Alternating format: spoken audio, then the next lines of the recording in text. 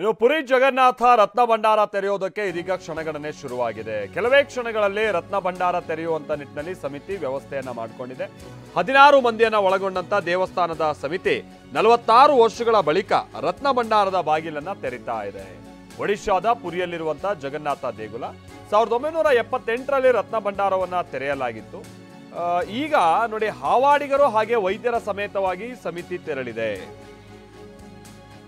12ನೇ ಶತಮಾನದಲ್ಲಿ ಜಗನ್ನಾಥ ದೇಗುಲ ನಿರ್ಮಾಣ ಆಗಿದೆ.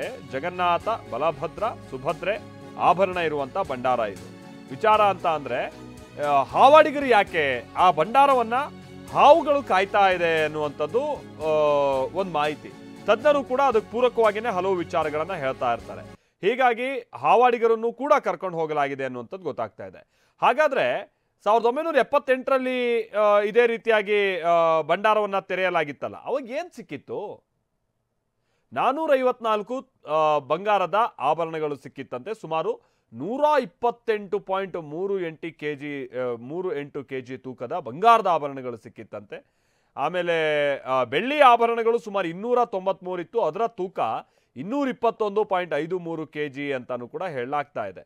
ಹೀಗೆ ಕೆಲವೇ ಹೊತ್ತಿನಲ್ಲಿ ಪುರಿ ಜಗನ್ನಾಥನ ರತ್ನ ಭಂಡಾರವನ್ನ ತೆರಳಿದ್ದಾರೆ. ಬರೋಬ್ಬರಿ 46 ವರ್ಷಗಳ ಬಳಿಕ 16 ಮಂದಿ ಸದಸ್ಯರನ್ನ ಒಳಗೊಂಡಂತ ದೇಗುಲದ ಸಮಿತಿ ರತ್ನ ಭಂಡಾರವನ್ನ ಓಪನ್ ಮಾಡುತ್ತೆ.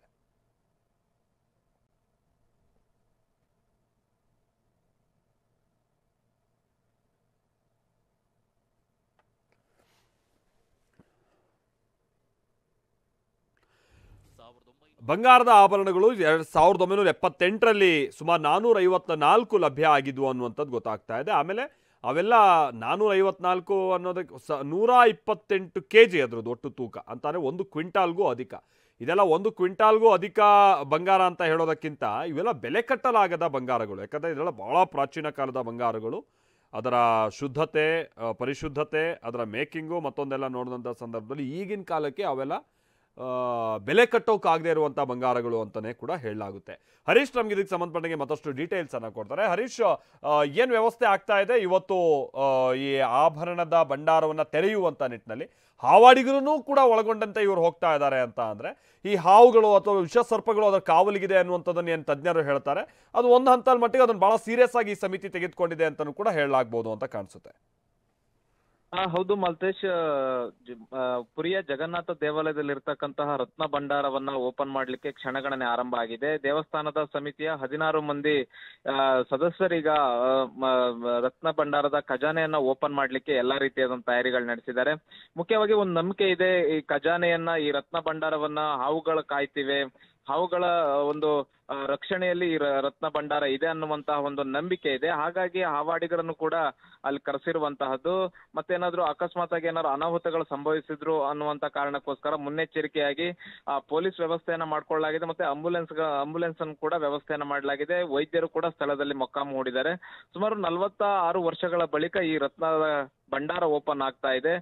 ಸಾಕಷ್ಟು ಪ್ರಮಾಣದ ವಜ್ರ, ರತ್ನ, ವೈಡೂರ್ಯಗಳು ಇರ್ತಕ್ಕಂಥದ್ದು.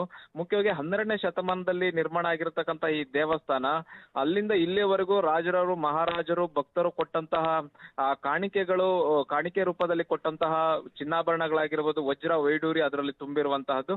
ಮುಖ್ಯವಾಗಿ 2 ಖಜಾನೆಗಳಿವೆ ಅನ್ನುವಂತಹ ಮಾಹಿತಿ ಸಿಗ್ತಾ ಇದೆ. ಒಂದು ಖಜಾನೆ, ಹೊರಭಾಗದ ಖಜಾನೆ, ಇಲ್ಲಿ ಪ್ರತಿನಿತ್ಯ ದೇವರುಗಳಿಗೆ ಬಳಸುವಂತಹ ಆಭರಣಗಳಿರುವಂತಹದ್ದು. ಒಳಗಿನ ಖಜಾನೆ ಏನಿದೆ, ಇಲ್ಲಿ 12ನೇ ಶತಮಾನದಿಂದ ಇಲ್ಲಿವರೆಗೆ ಅರ್ಪಿಸಿರ್ತಕ್ಕಂತಹ ವಜ್ರ, ವೈಡೂರ್ಯಗಳೇನಿದೆ, ಚಿನ್ನಾಭರಣಗಳಿದೆ, ಅವು ಒಳಗಿನ ಖಜಾನೆಯಲ್ಲಿ ಇವೆ. ಅದರ ಪ್ರಮಾಣ ಎಷ್ಟಿದೆ ಅನ್ನುವಂತಹ ಮಾಹಿತಿ ಕೂಡ ಈಗ ಸದ್ಯಕ್ಕೆ ಸಿಗ್ತಾ ಇಲ್ಲ. 2018ರಲ್ಲಿ ಈ ಖಜಾನೆಯನ್ನ ಓಪನ್ ಮಾಡಬೇಕು ಅನ್ನುವಂತ ನಿಟ್ಟಿನಲ್ಲಿ ಚರ್ಚೆಗಳು ನಡೀತು.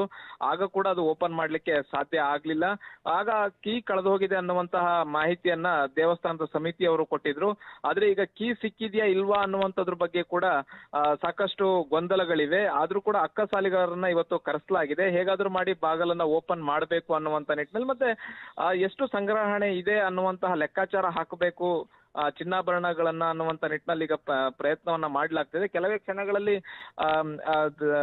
ರತ್ನ ಭಂಡಾರದ ಬಾಗಿಲನ್ನ ತೆರೀತಾರೆ ಅನ್ನುವಂತಹ ಮಾಹಿತಿ ಇದೆ. ಹಾಗಾಗಿ ಎಲ್ಲಾ ರೀತಿಯಾದಂತಹ ತಯಾರಿಗಳು ಈಗ ನಡೀತಾ ಇರುವಂತಹದ್ದು. Malthesh, thank you Harish.